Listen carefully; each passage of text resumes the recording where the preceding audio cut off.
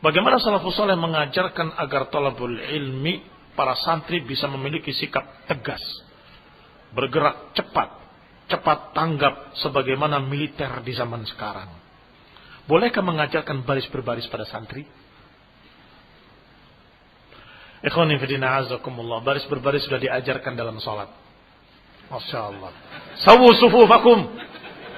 Istawu. I'tadilu. Saya dengar dari Syekh Abdul Aziz Al-Syekh kalau nggak salah. Buta. Tinggi besar orangnya. Kayak militer. Saya sholat di masjidnya di Riau. Buta. Tapi jalan dari sana sampai ke tempat pengimaman seperti bukan orang buta. Tegak. Tak, terus belok. Tak, maju. Terus pakai masalah.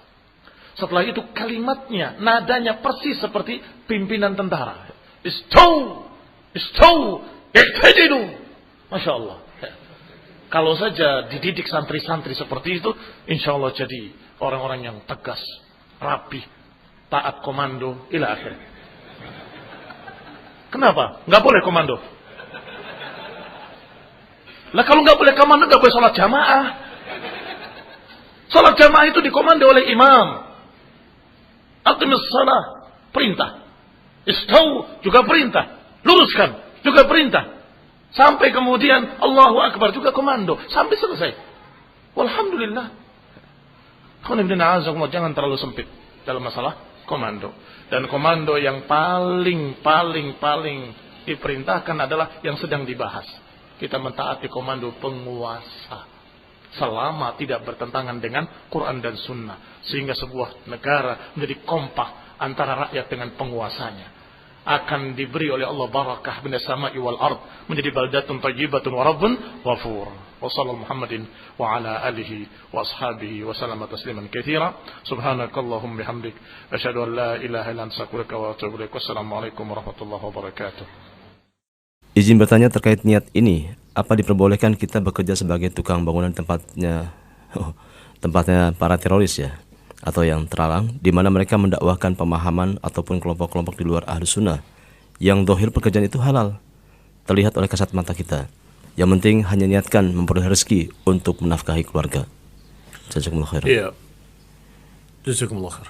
Para ulama melihatnya dari sisi apakah yang kamu lakukan itu berkait langsung dengan kejahatan terorismenya atau tidak.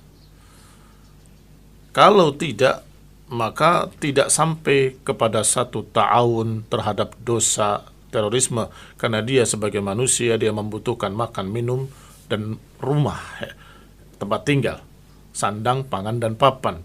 Maka ketika kita menjual sesuatu untuk kebutuhan mereka, termasuk menjual jasa, adalah perkara yang halal fil asal, pada hukum asalnya. Barakallahu fikum.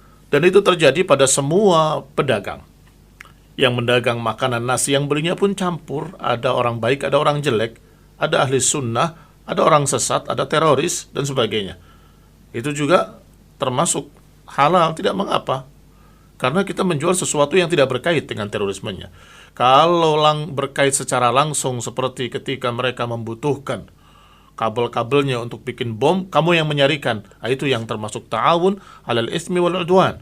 Atau dia membutuhkan ininya, membutuhkan itunya, kamu bantu ketika dia ingin melakukan.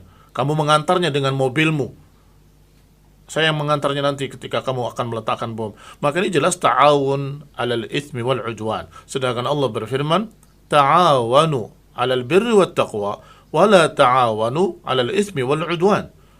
Tolong menolonglah, bantu-membantulah pada perkara yang baik dan ketakwaan. Tapi jangan tolong-menolong dalam dosa dan permusuhan. Di dalam terorisme ada dua-duanya, ada dosanya, ada permusuhannya.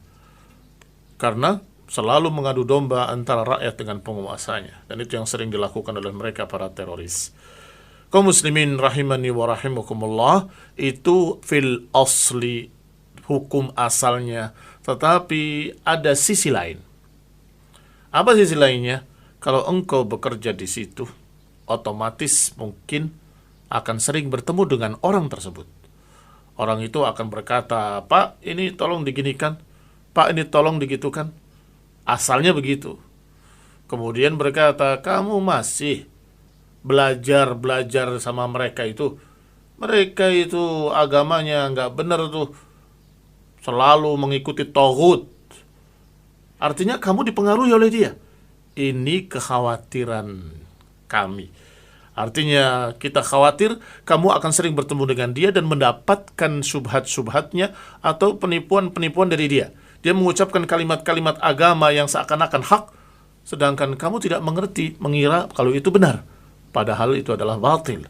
Seperti dia menyatakan, dengar nggak kemarin, itu penguasa kita ini zalim, penguasa kita ini begini, mereka ini taghut, nggak pantas untuk menguasa, kita harus begini, kita harus begitu, ila akhirnya kamu bisa jadi termakan. Sehingga kalau kekhawatiran itu ada, maka sebaiknya engkau jangan membantunya dari sisi itu. Ndaklah. Mengapa saya khawatir saya mendapatkan subhat dari dia? Karena tentunya akan berkomunikasi, akan berbicara, dan kemudian akan terpengaruh nantinya ketika dia berbicara. Wallahu ta'ala a'lam. Barakallahu fikum.